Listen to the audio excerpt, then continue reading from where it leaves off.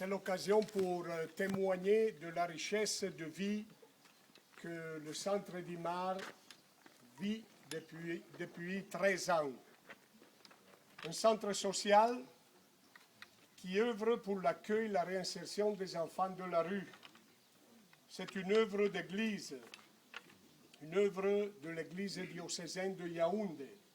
Parce que les enfants de la rue, ce phénomène qui regroupe au Cameroun plus ou moins 7000 enfants jeunes, en réalité, c'est les grandes villes du pays qui accueillent, qui connaissent globalement ce phénomène.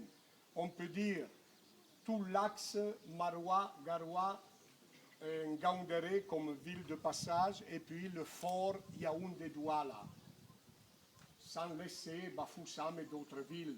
Mais surtout, à Yaoundé-Douala se concentre la majeure partie des enfants de la rue. L'œuvre en elle-même, le foyer de l'espérance, a été initié par le frère Yves Lescan, des petits frères de l'Évangile.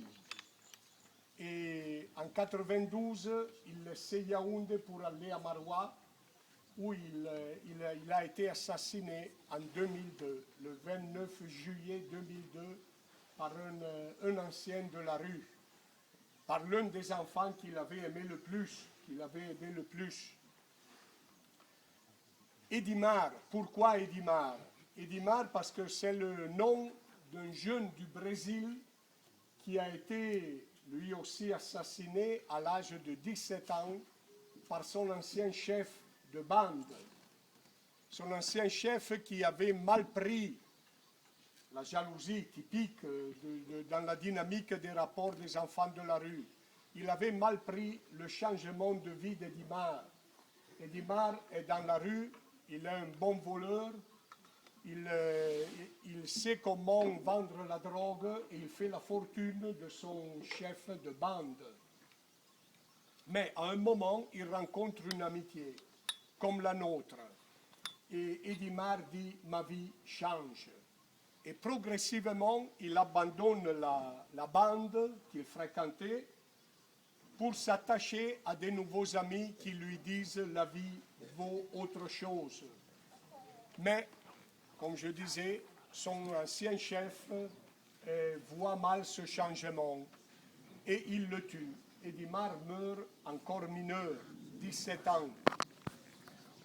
Qu'est-ce qui avait changé la vie d'Edimar?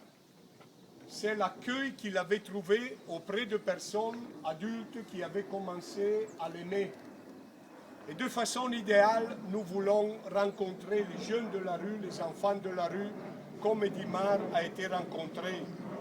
Ces jeunes, ces moins jeunes vivant dans la rue, ayant besoin de tout, très limités, fragiles, blessés dans leur chair, ils ont besoin d'un accueil, d'une amitié. Je dis de façon idéale, nous voulons les rencontrer comme ça. Parce que nous les rencontrons avec toute la faiblesse que la rue imprime dans le cœur d'un jeune qui se retrouve à 12, 13 ans, abandonné, éloigné de sa famille. Il se retrouve dans la rue et dans la rue, comme on dit dans le jargon, on n'apprend pas le chapelet, on apprend bien autre chose. La drogue en premier lieu, le vol, on apprend toute cette dynamique qui détruit la vie et qui te fait perdre la dignité de ta vie.